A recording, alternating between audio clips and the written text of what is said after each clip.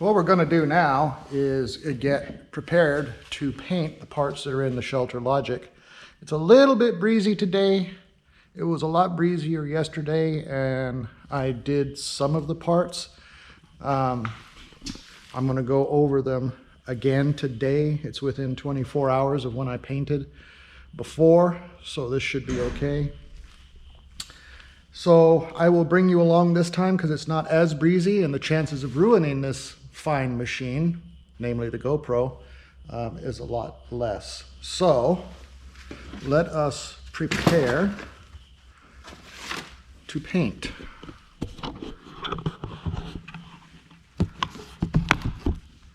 Let's see if I can get you guys a little higher. No, that's not gonna work. That'll work. That'll work. So I've shaken this up already quite a bit. It's a 4-to-1 mix, and there's our 4-to-1 on the measuring cup. And we will open this up,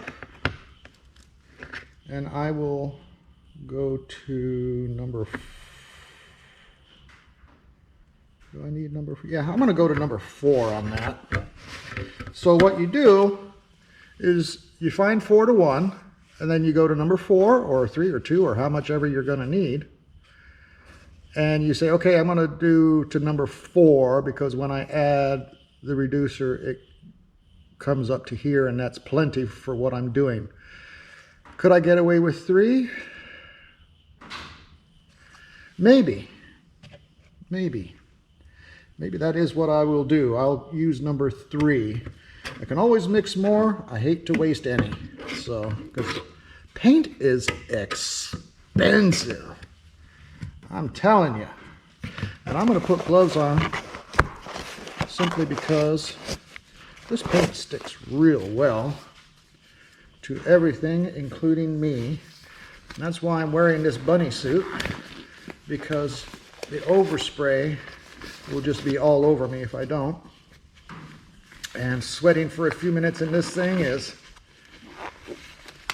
well worth it.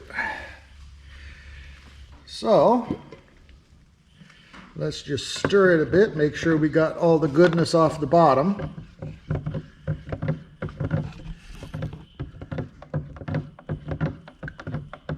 And it sure feels like we do. So then we'll come over here to our cup. Actually, I'll bring the cup closer to you guys.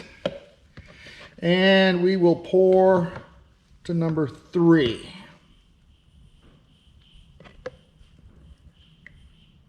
And there we go.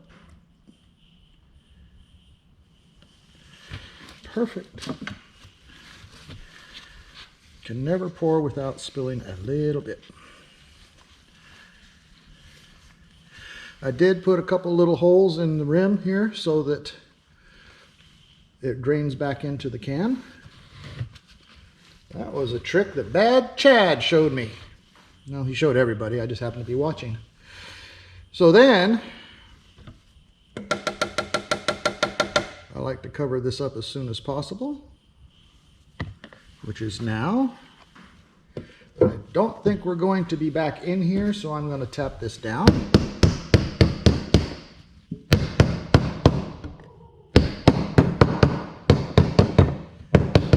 Not too hard that we ruin it, and not too soft that we don't seal it. So we'll put this out of the way for now. And then we will get our clear coat hardener, is what it says, but 7607 is what it says on the can of black, is what I'm supposed to be using on this. So this is a slow hardener, which means it's not fast. And we'll bring this up. I'm going to take the stick out, and we'll bring this up to number 3.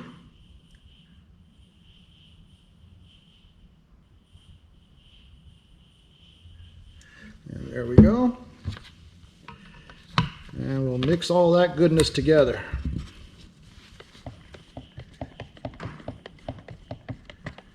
Now, of course, with black, you'll never again see the numbers properly. So,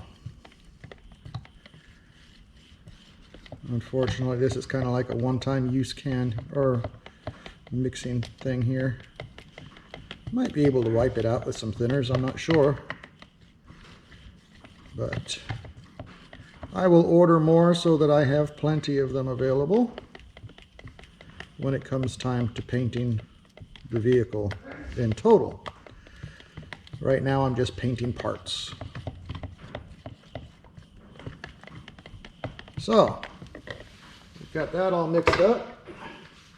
Cleaned the paint gun real good.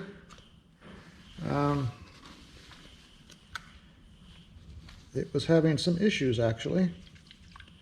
This paint kind of solidified in there on the sides. It was a devil to clean. I'm not going to waste this thinner, so I'm going to pour it onto a couple of rags and use that for cleanup when we're done.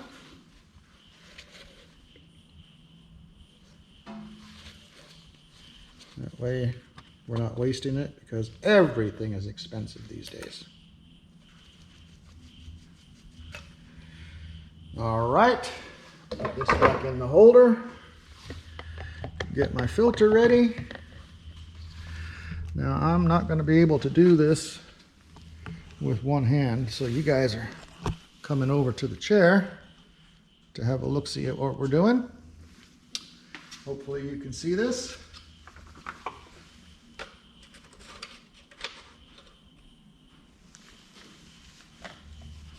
So this has been mixed nicely, and it's going in here.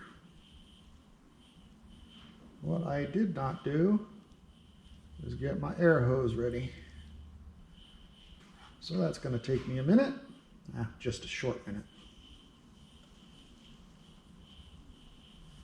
So if I mix up a number 3 on a 4:1:1, that's almost 1 cup of paint. And you want to leave a little bit of room in there. So actually a number 3 on this big cup is perfect for 1 cup on the gun. Yeah. A little bit of thickness to this today.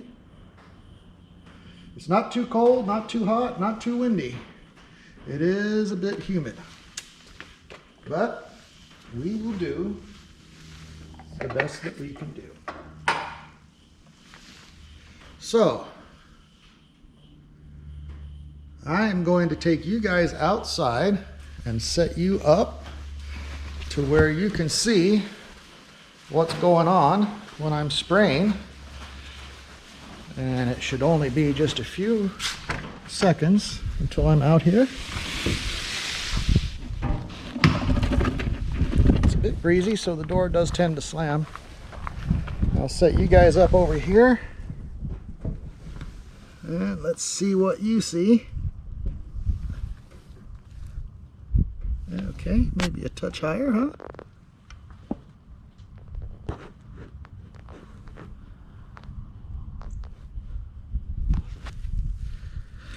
There we go.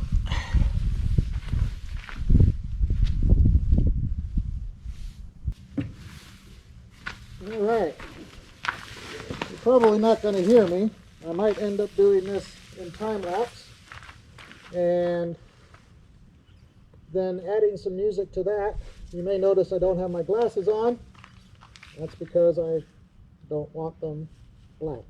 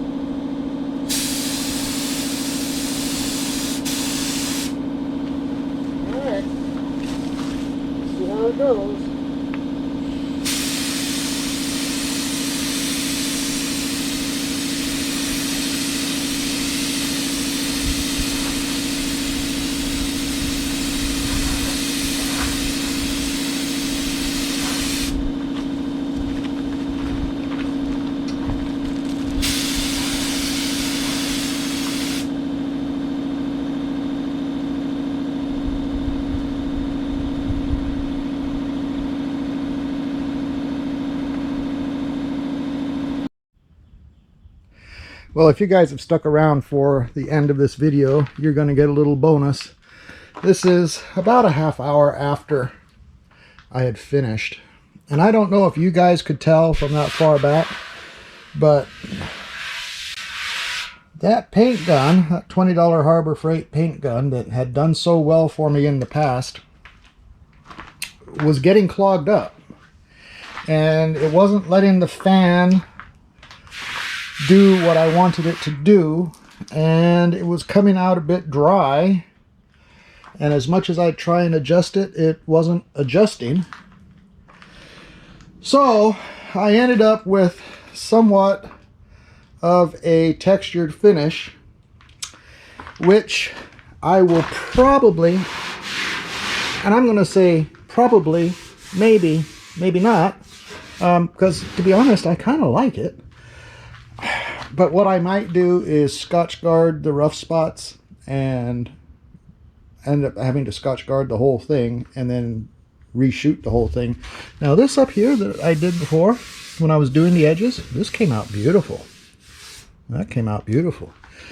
But today's was a mess. I gotta say, it was a mess. So that one's in the trash. That's what happens when you use $20 Harbor Freight paint guns. Now I haven't opened the Black Widow yet, but this one,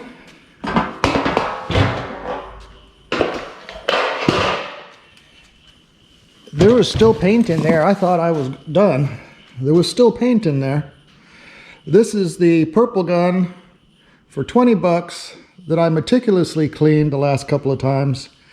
And I don't know what the deal was. It didn't want to work for me this time. So, bye-bye Harbor Freight. We'll try something a little different next time.